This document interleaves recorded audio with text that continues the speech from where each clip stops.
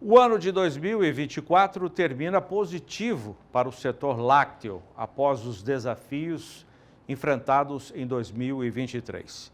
Esse é um dado que está no boletim do Centro de Inteligência do Leite, de pesquisadores da Embrapa Gado de Leite. Nós vamos ver trechos do boletim elaborado por esses pesquisadores da Embrapa em Minas Gerais. Eu vou pedir a primeira tela, nós separamos 3 telas com um resumo do texto do boletim, divulgado agora recentemente. Depois eu tenho aqui o João Pedro para fazer o seu comentário desta sexta-feira. Dá uma olhada. Alguns itens do boletim. Setor lácteo em 2024.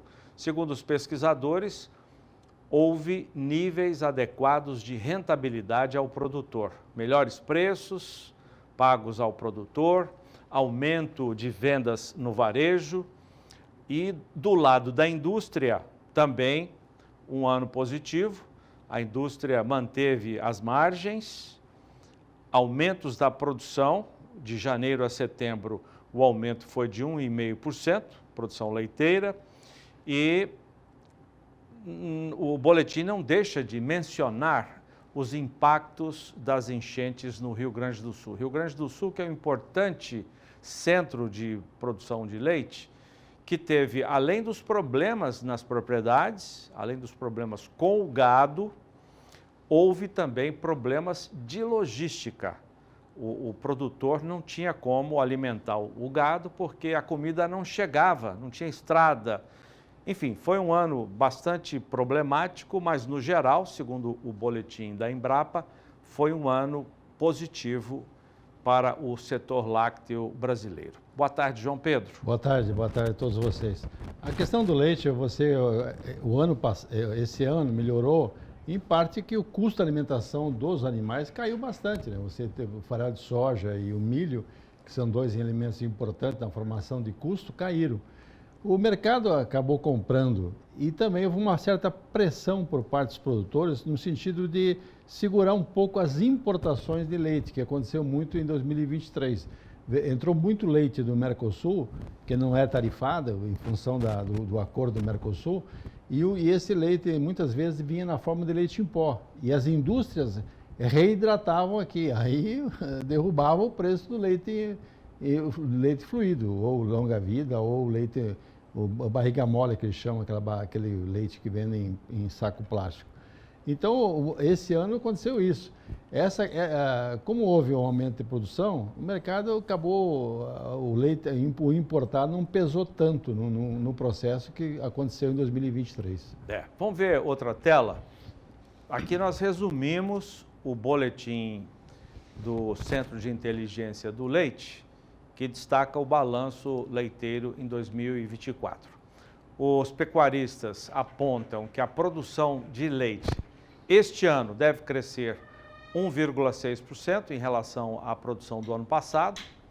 E você falou em importação, João Pedro, elas devem crescer. O Brasil deve ter importado em 2024 2 bilhões e 200 milhões de litros. Pode parecer pouco diante do que o Brasil produz, na casa de 35 bilhões de litros, mas quando um volume extraordinário desse entra no país a preços não competitivos, isso faz um estrago danado para o produtor local. E as importações este ano devem crescer 6% na comparação ao que o Brasil importou no ano passado, que já era um volume muito grande.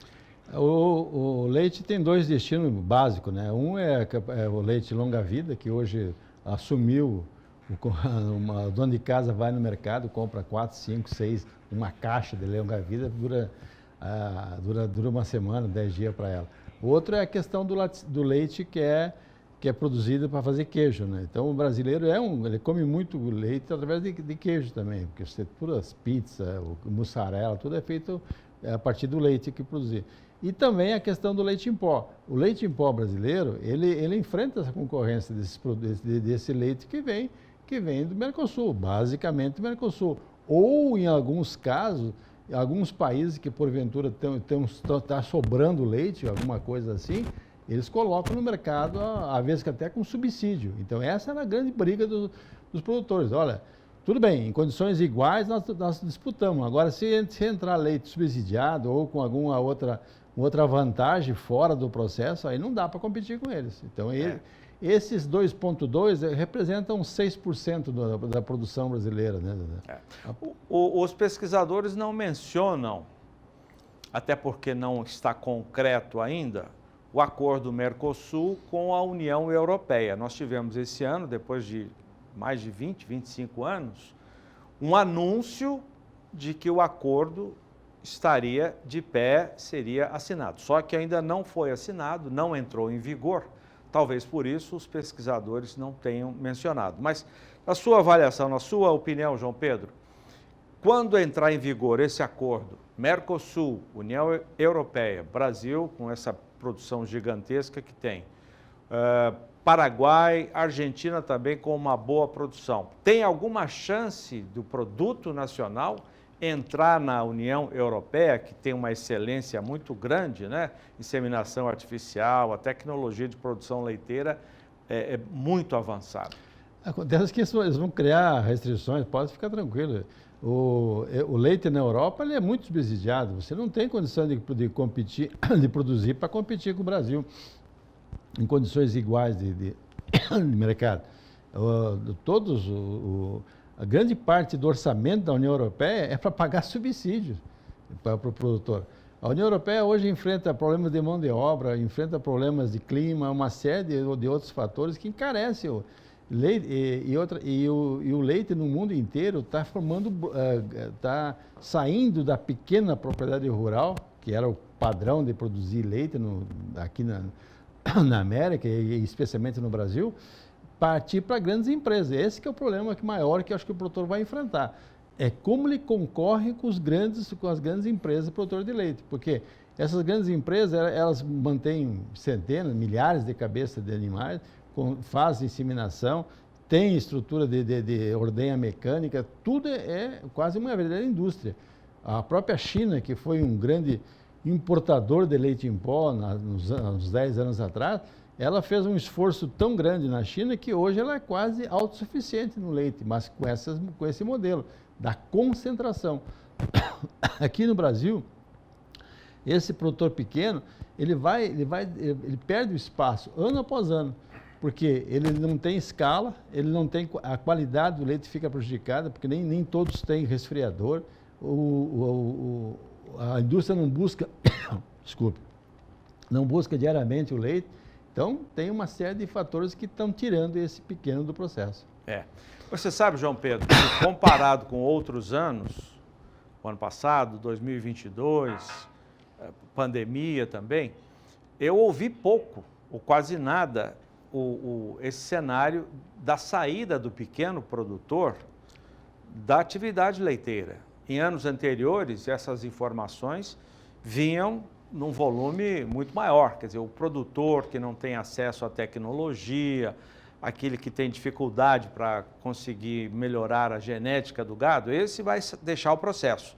Isso é uma coisa que a gente viu em anos anteriores. Esse ano pode ser que tenha sido também um ano de saída, mas em menor intensidade a gente ouviu isso. Zaidan, esse pequeno, ele só se torna viável se ele tiver o apoio do laticínio, seja de uma cooperativa, seja de uma indústria.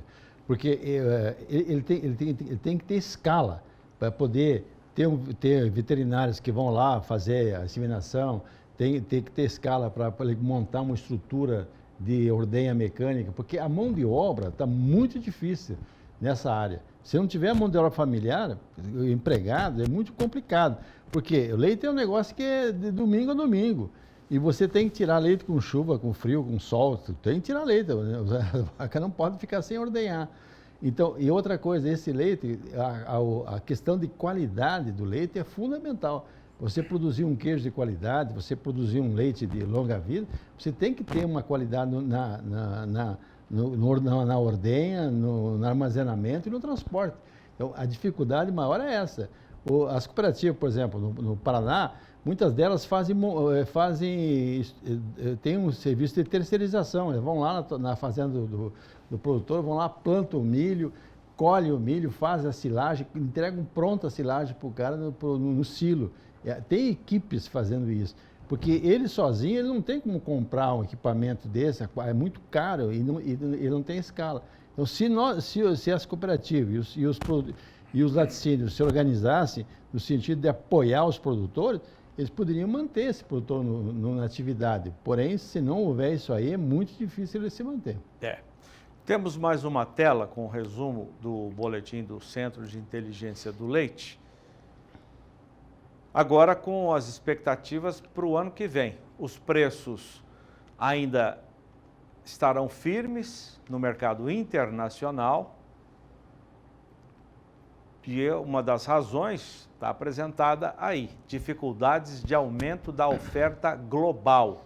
Na Europa, será por causa de subsídio, João Pedro? Na Europa e na Oceania, Nova Zelândia, aqui são países Austrália. são tradicionais isso aqui. São tradicionais. Mas aí os problemas vêm logo em seguida, meio ambiente, clima e mão de obra. Mão de obra passa a ser um negócio extremamente problemático. Os jovens europeus não querem ficar no campo, eles querem ir para a cidade, trabalhar na informática, eles não querem ficar aguentando o inverno rigoroso para tirando leite lá, mexendo com as vacas.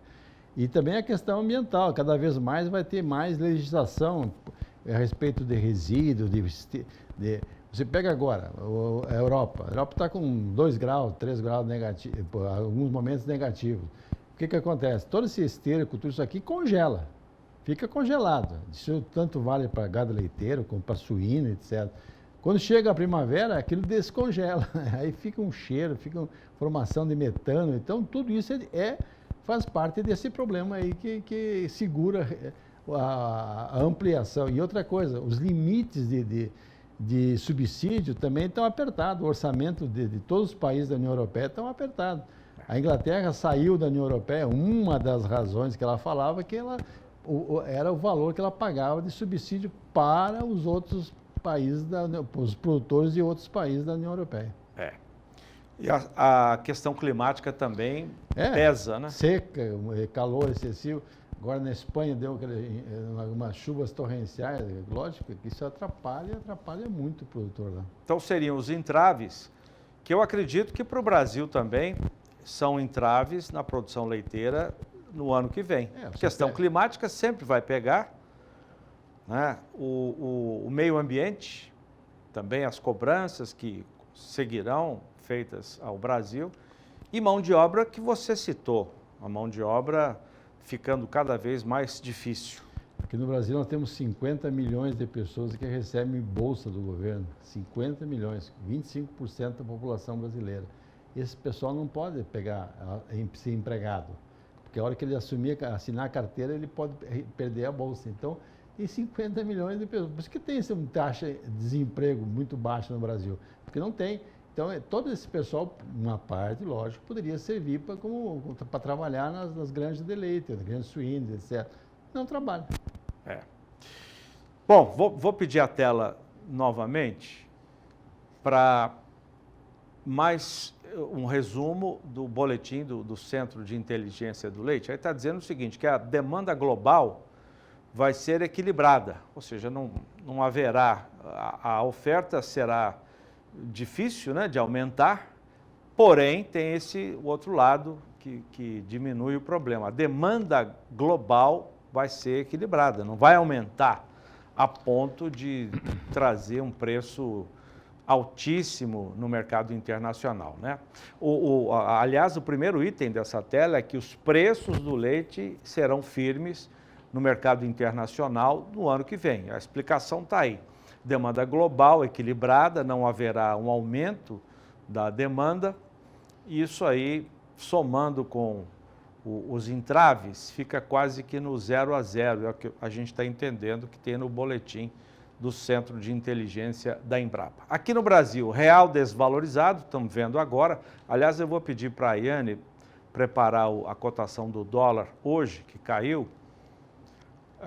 Real desvalorizado tende a frear as importações. Tende a frear, porque nós vimos este ano 2 bilhões e 200 milhões de litros importados de leite. Então, o ano que vem, o real desvalorizado tende a frear as importações por razões óbvias. João Pedro. Mas a questão é que há um excesso de produção de leite na Argentina, no Uruguai, e o Brasil passa a ser o grande mercado para eles. Eles entram sem nenhuma tarifação aqui no Brasil.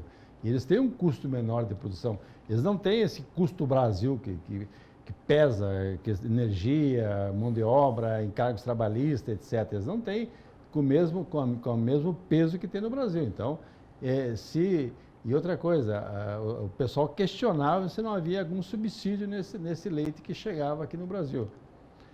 E para as empresas... Isso está sendo investigado?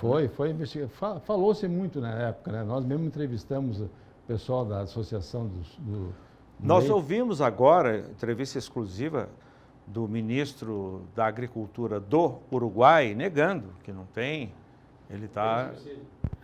Não, está negando irregularidade, dumping. Tá. Ele está negando a existência de dumping do leite que vem de lá. No ano passado se questionou muito isso, em 2023, a questão da possibilidade de haver algum dumping ou alguma operação de apoio à exportação desse leite. Principalmente leite em pó, que os caras importavam leite em pó e reidratavam aqui no Brasil. Para fechar o resumo, na tela, os volumes importados, apesar do dólar valorizado em relação ao real, olha aí, nós temos o dólar caiu hoje, ontem chegou perto de 6,30, bateu 6,30, agora R$ 6,07, com queda de 0,81%, e o índice Bovespa subiu 0,45%. Mas para voltar esse valor, gastou-se 27 bilhões de dólares das reservas mais uma intervenção do Banco Central, já mais de 25 bilhões de dólares que foram vendidos no mercado para que o dólar voltasse, mas mesmo assim bem acima do que era há poucos dias. Mas vamos voltar à tela, a última tela do Centro de Inteligência, só para nós concluirmos o resumo. Apesar do real desvalorizado, isso tende a frear as importações, mas isso não significa que elas irão diminuir. Os pesquisadores dizem que os volumes importados devem seguir elevados, está importando muito, né? E o preço para o produtor, que foi bom esse ano, deve ficar nessa mesma linha no ano que vem. O produtor não está expandindo a produção de leite, está mantendo a produção de leite. Quem pode está mantendo a produção. Não há nessas grandes empresas talvez aconteça a expansão, mas para o produtor médio, não.